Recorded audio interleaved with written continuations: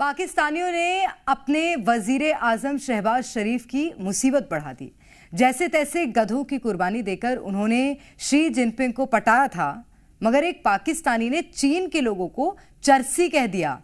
साथ ही दावा कर दिया कि अगर पाकिस्तान के लोग चीनियों का नशा नहीं छुड़ाते तो चाइनीज किसी काम के नहीं रहते। अब इस बयान से पाकिस्तान के लिए समस्या तब पैदा हुई जब ये बयान सोशल मीडिया में वायरल हो गया। लेकिन सवाल यह है कि आखिर पाकिस्तानियों ने चीनियों को नशेड़ी गंजेड़ी कहा क्यों? चले एक रिपोर्ट आपको दिखाते हैं। प्यारे भाई, चाइनीज नशा करते थे, पाकिस्तानियों ने और मुसलमानों ने वहां पर उनके साथ जाके काम किया। Backdoor channel. कोई तो रोको, कोई तो टोको। अरे भाई, कोई तो संभालो इस मंदबुद्धि पाकिस्तानी को। क्या पूरी दुनिया में कहीं क्या ये पूरे पाकिस्तान के हाथ में कटोरा पकड़वा कर ही मानेगा?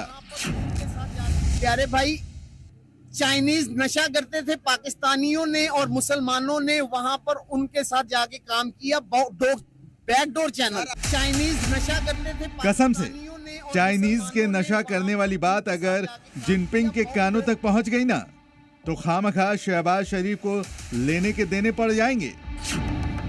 अभी जैसे तैसे तो उन्होंने 2 लाख गधों की कुर्बानी देकर उन्होंने चीन को 1 साल के लिए संभाला है, वरना वो तो इसी साल कर्ज लौटाने की मांग पर अड़ गया था।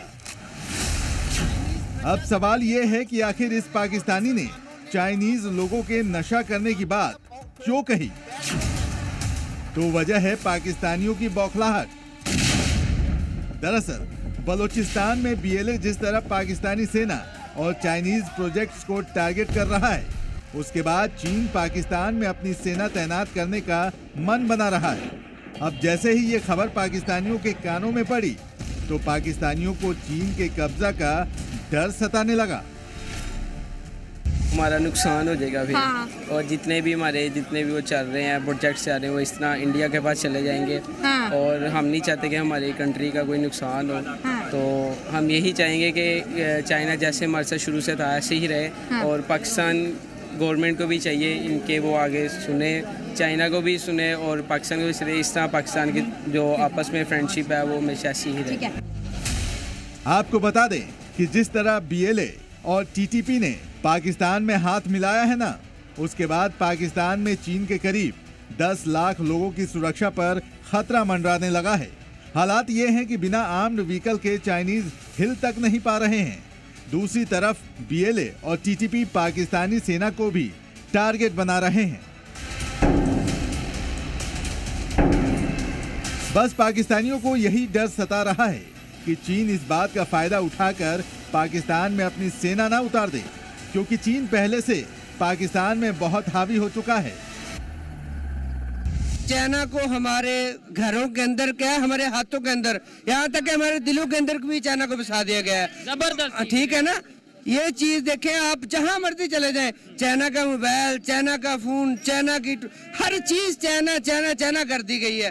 तो वो खुद उन्होंने, आप पीछे हमारी अपनी कंपनियां, अपनी इंडस्ट्री तो नहीं मरती जा रही इस चक्कर में? अपनी मरती जा रही है, उनकी प्रोडक्ट ऊपर आ रहे हैं, हमारा नाम ही नहीं है। हमारी कंपनियां बंद हो रही हैं। हमारी कंपनी सारी तो बंद हो चुकी है, पीछे रह क्या गया? हमारे अब ये क्रीम मार्केट है, आप जहाँ भी चक्कर लगा ले पाकिस्तान का प्रोडक्ट नहीं मिलेगा आपको, सिर्फ चाइना का प्रोडक्ट मिलेगा। इससे क्या ये पाकिस्तान को तरक्की हो रही है? नहीं, पाकिस्तान को जलील कर रहे हैं। बता दें कि पाकिस्तान ने पूरी दुनिया से करीब 100 अरब डॉलर का कर्ज ले रखा है। इसमें से 30% कर्ज सिर्फ चीन से लिया हुआ है। चीन ने 5 लाख करोड़ का कर्ज सिर्फ सी पैक प्रोजेक्ट के लिए दे रखा है। यानी पाकिस्तान इस हालत में नहीं है कि चीन के साथ कोई डील कर सके।